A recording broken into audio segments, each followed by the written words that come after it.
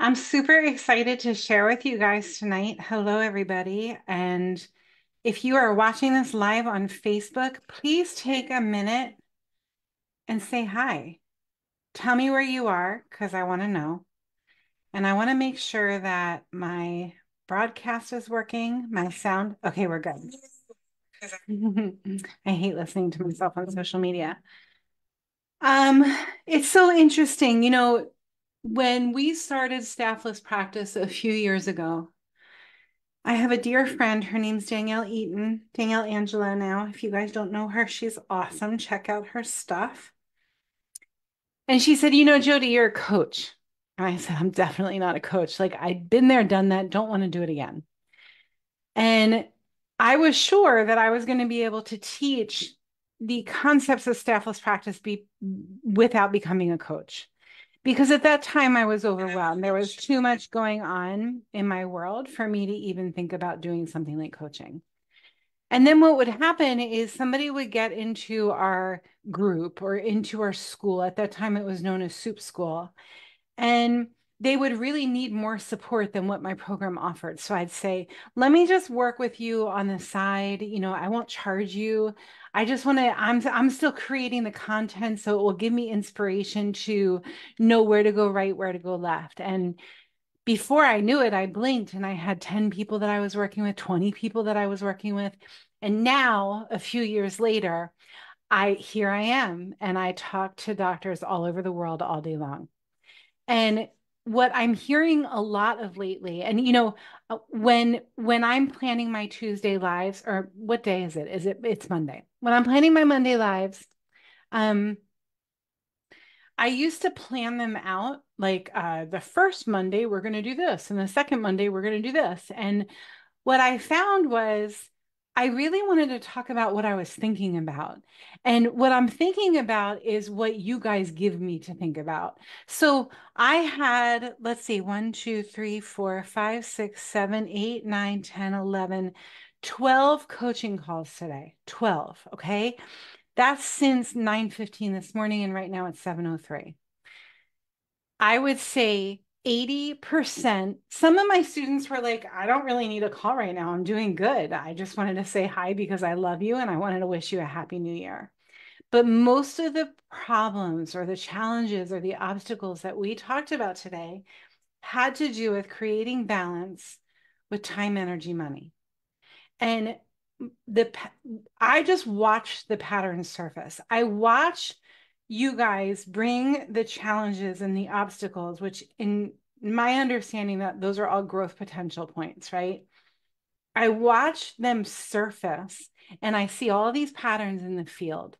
And if that sounds weird to you, I don't really care because it's cool. It's really cool. So all day today, time, energy, money, time, energy, money, time, energy, money. I don't have enough time. I'm worried about money, or I'm making a lot of money and I need to figure out how to organize it. Or people keep taking my energy, right? There's a woman who talks a lot about the balance of food, money, God. Her name is Janine Roth. Check out her book. She's amazing. Money, food, and God. She also has a book called When You Eat the Fridge, Pull Up a Chair. Like just mindful, being conscious about when you have a tendency of wanting more of everything, bring mindfulness to it. And she talks a lot about, she taught me a lot. I went and studied with her. And she talks a lot about present time consciousness with the things that we're uncomfortable with. So, usually, as a wellness practitioner, the things that we get uncomfortable with, we see themes. We get uncomfortable with saying yes when we really want to say no. We get uncomfortable with establishing boundaries. I was on with a client tonight and we were talking about the first and second visit. That's part of what we coach on. And then we were also talking about the reevaluation, like 12 visits in, 24 visits in. And how do you set the stage on visit 1 and visit 2 for them to know on visit 20 that you're going to say to them, I want to be your chiropractor for the rest of your life. right? There's never going to be a time that you don't have a spine and you don't have stress. So it will always be relevant. Or I want you to have me in your back pocket to refer to for acupuncture or physical therapy or whatever it is that your craft is. And that can feel very confrontational to many practitioners. And usually what we're talking about is protecting time, energy, money for not only you, but also for your practice members. With everything that we do, whether it's how we talk about visit one, it's what we say in the reeval, it's what we say when we're out in public and we see somebody who we know is our avatar at the supermarket. What do we say to them? We say something that honors their needs and their wants and their desires regarding time, energy, money. Time, energy, money, while protecting and honoring our time, energy, money. Does that make sense to you guys? So the idea is that we first have to figure out what our values are, right? So let's talk about the value of freedom. That's a big one for me. I need to feel free in whatever I'm doing. I need to feel like I can be myself. I can be authentic. I need to feel like I have the freedom to say what's on my mind because I'm very direct, like to a fault. And I need the freedom to be comfortable, which sometimes makes people uncomfortable. So, with my need for freedom, because that's my core value, I have a way of communicating my time, energy, money needs around my core value of freedom. Okay. So, time, I'll have a conversation with my husband to talk about my need for free time where I don't have to deal with kids. Okay. Energy, I need to feel like I have enough energy. And that usually looks like looking at my nutrition and my workout picture.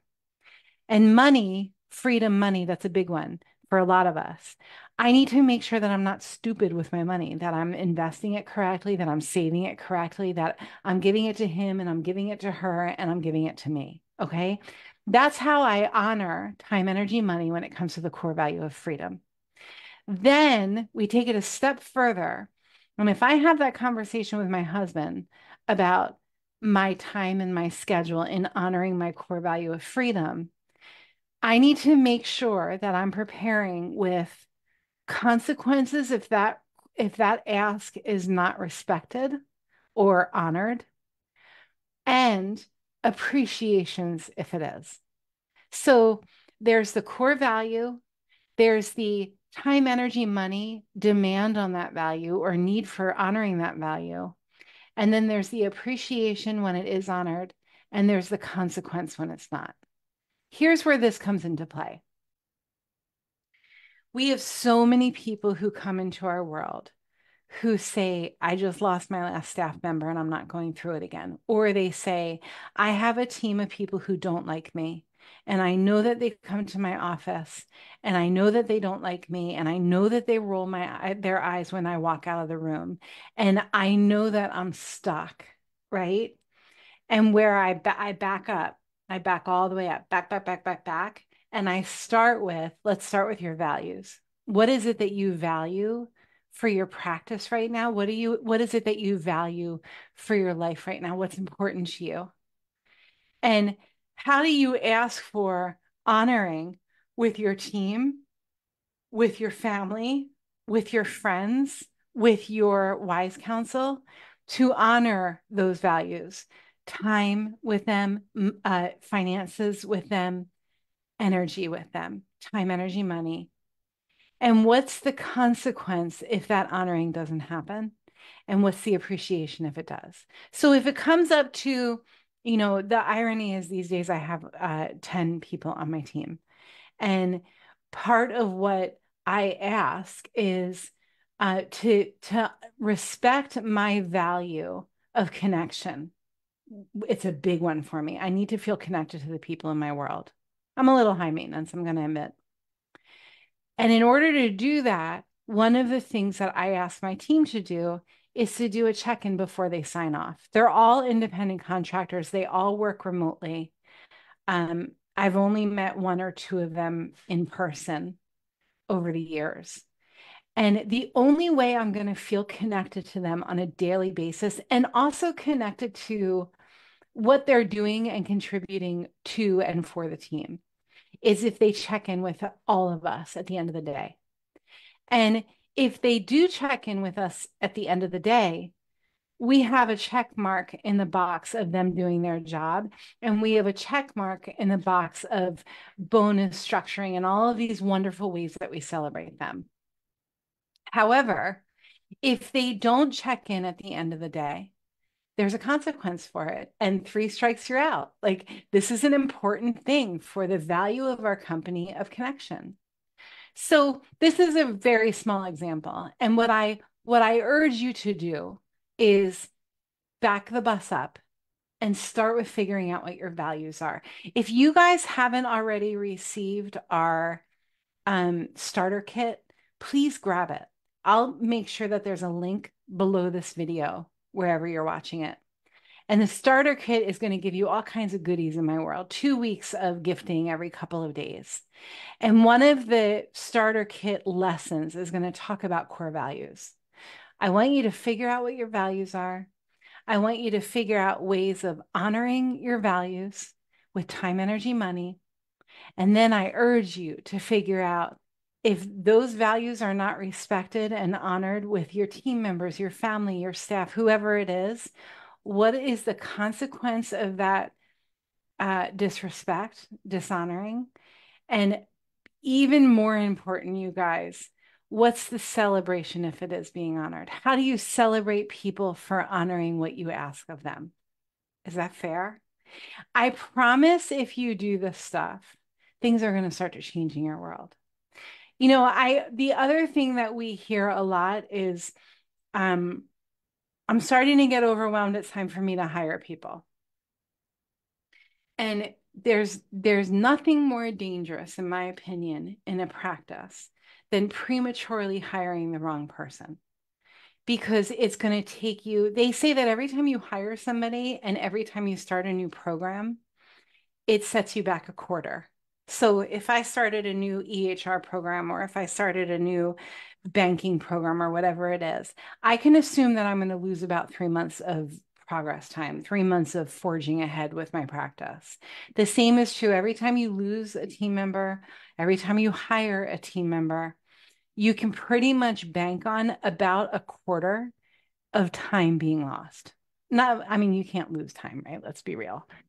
But you're going to be sidetracked for about a quarter, a few months, until that person is good, right? Until that system is good, because there's always a learning curve.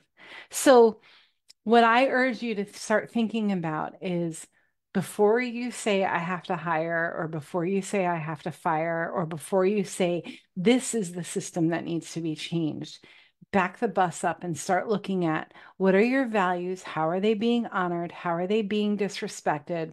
What appreciations need to be put into place? And what consequences need to be put into place if they're not respected? That's it. If you do these things, not only for your practice, but also for your home, for your friendships, I promise you it's going to take you far.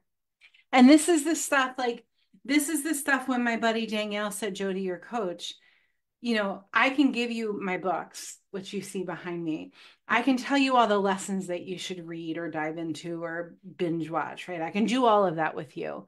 But this is where the growth happens. This is where we roll our sleeves up and we start to create true change. And change is never comfortable. This is where we get a little bit uncomfortable. And this is where the growth happens for our practice, for our community, for ourselves. Okay? Go do it. Go to it. Let me know how it goes. All right. I'll talk to you guys soon.